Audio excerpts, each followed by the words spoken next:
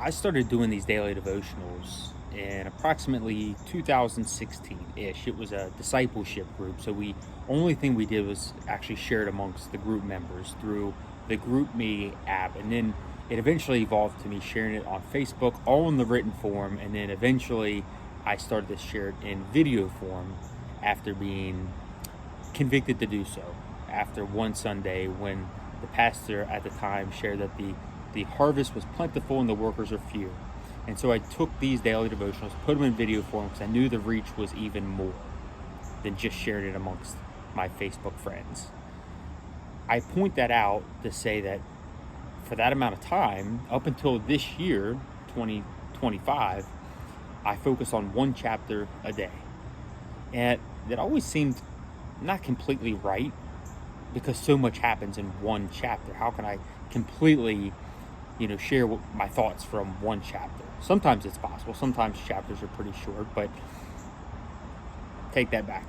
It doesn't matter how short the chapter is. It's hard to do a daily devotional on just one chapter at a time. And so something clicked, and I started to focus on doing the devotionals, these, on one story at a time, and one verse at a time, and sometimes one word at a time will stand out to me, and that's what I want to focus on. Just like today, in verse 30 of Matthew 26, when it talks about what Jesus and his disciples did as they were wrapping up the Passover meal. And it says, and then they sung a hymn and went out. So that's how the Passover meal ended. To give you some context, what had just happened was Jesus told his disciples that he would be betrayed by one of them and that he would be killed. Jesus knew this. He told them this. He had been telling them this. But he says, my time has come. It's about to happen. And this is how it's going to happen. And so what stood out to me was the fact that he praised at this point. So his response to being betrayed, to being hurt, probably mentally, emotionally hurt that one of his quote-unquote friends, his disciples, was going to betray him. And yet his response to that challenge, that betrayal, was to worship.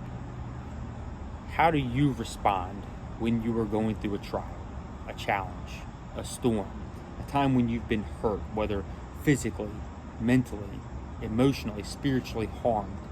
What is your response? Jesus' response was to praise. The reality is we all have something to be thankful for, to praise God for. No matter what we're going through, we can find something to be thankful for and to praise as Jesus shows us. Even though he knew his life was coming to an end in a matter of hours at this point, he still praised. I'm not suggesting it's the easy thing to do, but to praise God, it is always the right thing to do. Jesus exemplified that for us, that no matter what we're going through, we can give him praise. We can trust him and know that he knows best, no matter what God's will is. Again, easier said than done.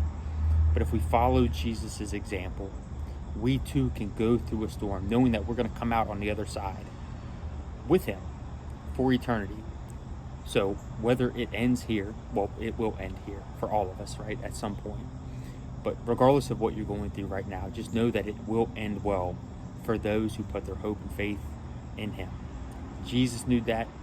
He showed us that by his example during this trial that he was facing, and knowing that we too can follow his example and find peace no matter what it is that we're going through.